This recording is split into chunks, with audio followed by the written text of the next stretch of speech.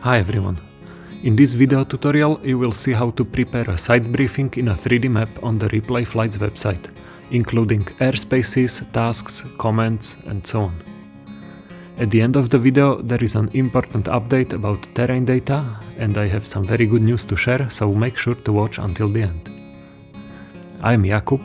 I created the Replay Flights website for sharing GPS tracks of paragliding flights in a 3D map, but you can use it to do many other things too, without any GPS tracks at all. Today we are going to make a site briefing for Fies, a popular paragliding spot in the Swiss Alps. So when friends come to visit or I meet some guest pilots, they ask me to explain to them the basics. Where is the takeoff, some good landing spots, how it works with the airspaces. So let's try to put all this info into a 3D map that we can send to everyone and keep it updated with the most recent information. Let's find Fies on the map first. It's probably easiest to search for it. Now I need to delete the search text so that the search box will close when I click outside. Let's also move the timeline to a better time of day so that it's not so dark. And now I can open map options. Fies is in Switzerland and we can make use of the Swiss satellite map and buildings model provided by Swiss Topo. Let's also show a bit of the street layer so that we see the roads, the names of towns and the mountain peaks for better orientation. Thanks to Michi, who is providing the thermals layer, we can also show where are the typical thermals and what lines people usually fly here.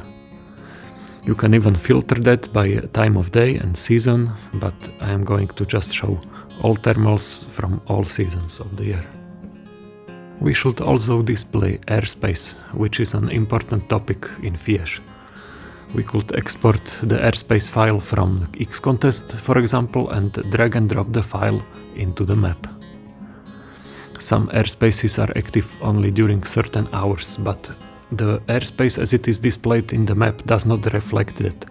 It will be always showing regardless of where you are in the timeline and when is the activation time of the airspace.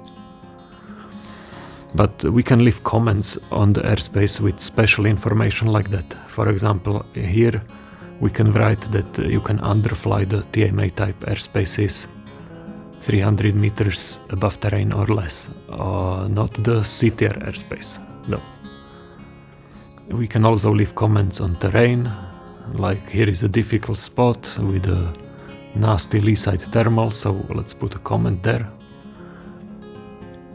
We can also open a task either from a file or from Xcontest QR code and leave some comments on the task trampoids. And of course we can include flight tracks to make everything more clear and leave comments on the flight tracks themselves. In case we want to highlight only the thermals from the flight tracks, we can use this button. When the site briefing is ready, let's click the share button and generate a link, then we can send to everyone. When they open this link, they can leave comments and reply to comments too. You can find your scenes in the account section, and here you can give it a better name. And if you find out that you made some mistake or have some updated information, or for any other reason you want to change an existing scene, click this edit button and it will open the scene in editing mode. That means when you click the share button now, it will not create a new link, but will update the scene under the same link. So I hope you will find this useful for sharing information, and I also have an update for you.